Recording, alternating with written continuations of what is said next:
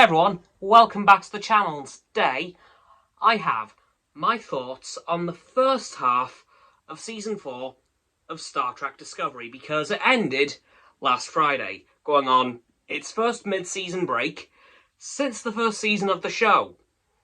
So, my thoughts on Season 4 of Discovery is it's pretty damn good so far. It's been worth the wait. Also, apologies if my eye's looking a bit red. I've just been in the shower and a little bit of shampoo got caught in my eye. I am fine, it's just a little bit red. So, just in case you're wondering why, it's a bit red because of that. So, yeah. But yeah, moving on to Discovery. Incredible first half of Season 4. The show is definitely finding its footsteps now. In fact, it's very much found its footing perfectly by now. In fact, it is getting extremely good. Of course, we now have the official debut of Captain Burnham, even though we did see that at the end of Season 3, as in the final scene of the episode. But honestly, Season 4 has been really good so far because we have what's now known as the DMA, the Dark Matter Anomaly, that has been moving across the galaxy, destroying planets left, right, and centre, such as Quajon, its first victim, which was home to one of the new characters in from Season 3, Cleveland Booker, aka Book. And he saw his home planet just destroyed in at the end of the first episode. And throughout the first half of the season, they've been trying to figure out what the DMA is, where it came from, who made it, and how does it do what it does. And so far, they figured out a majority of those questions. They know where it comes from and what it does. Destroys planets left, right, and centre, and they know it's from outside the Milky Way galaxy. Yep, it is from another galaxy made by a species that the Federation has currently named Species 10C. Now, we know nothing about Species 10C so far. We don't know what galaxy they're from, we don't know what they actually are, or who they are, or why they made the DMA. But at the end of the season, there was a vote across the galaxy to kind of decide what to do about the DMA. The galaxy as a whole decided to not go in all guns blazing on Species 10C, which is a very good idea, because at the very end of the last episode, they did get the coordinates for Species 10C, so they're out there somewhere. We just don't quite know where yet. But Booker and another new character, Ruan Sarka, I think. It might be Rukan or Ruan, I don't know. But he helped Paul Stamets, Chief Engineer of Discovery, figure out what the DMA was and how it worked. And kind of helping Book, he's kind of gone on a vengeance mission because Book has stolen an experimental spore drive, such as the one on Discovery, to kind of jump his way to the home planet of Species 10C, which is where the final episode ended. But honestly, the rest of the season was amazing too, because of course we had the very sad, but hopefully temporary, departure of Tilly from the show.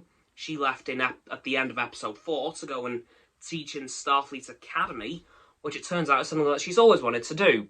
We of course had the temporary, and I mean literally one episode, leave of Lieutenant Commander Bryce, the Chief Communications Officer, but by episode 3 he was back, so oh well. And we had so much more throughout the season. We've seen the USS Voyager again, and we first see it in the brand new Archer space dock, which is of course a tribute to Captain Jonathan Archer, the captain of the first Enterprise and the founder of the Federation. And when we see Archer space dock for the first time, we hear Archer's theme from Star Trek Enterprise, which kind of nearly made me cry. Not gonna lie, because I love that show. Really hope Season 5 gets made someday. Come on, Netflix, you can do this. But we've also seen other stuff throughout the show. We've seen Saru and President Serena of Navarre, formerly known as Vulcan, get very close. Possibly even a relationship brewing. Who knows? We've seen the Federation President, Rillock, who seems to be a Cardassian, Bajoran, and human hybrid. Don't quite know how that's worked, but that appears to be the case, because she has characteristics of all three species. But we also have had a couple more ships from the 32nd century. We, of course, had Voyager again, as I just mentioned.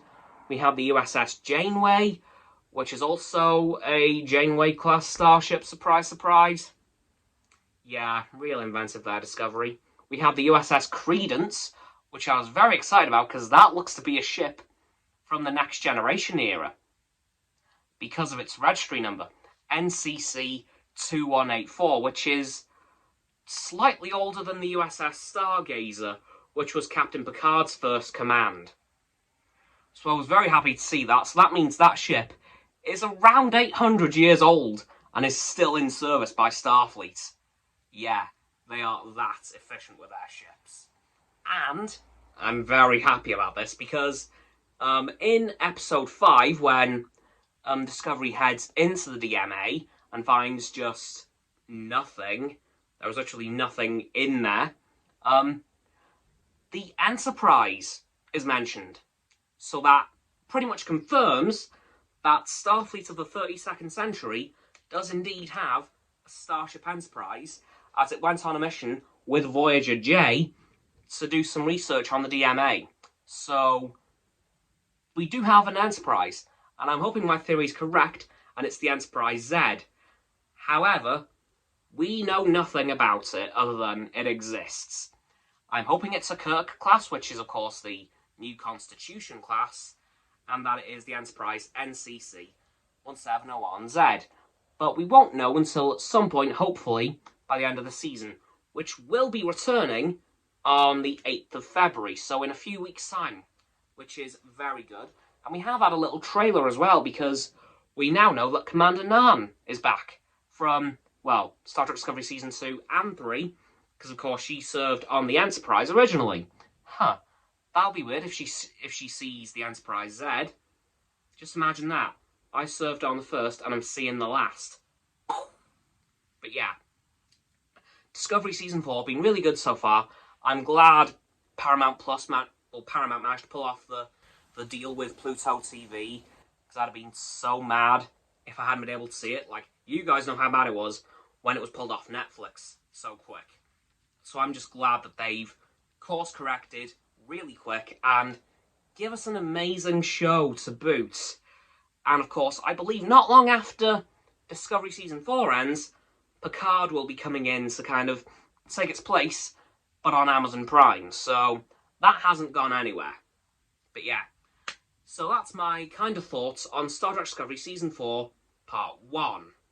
Part 2 will come out when Discovery ends as a whole, presumably not too long after it comes back, because I assume it's going to be a 14/15 episode season.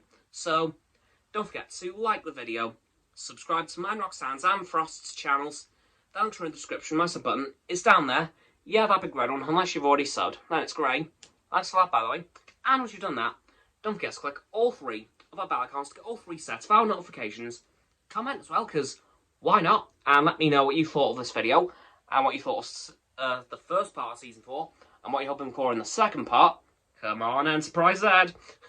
Once you've done that too, don't forget to follow me on all my social medias. They'll be in my link tree in the description. Don't forget as well to follow Roxanne on her blog, and Frost on his Instagram. That'll also be in the description below my link tree. And lastly, of course, don't forget to share this video with all of your friends, so they can join the infinite loop of liking, subscribing, commenting, following, and sharing, and around and around and around that loop. And I'll see you guys tomorrow with another video. Live long and prosper.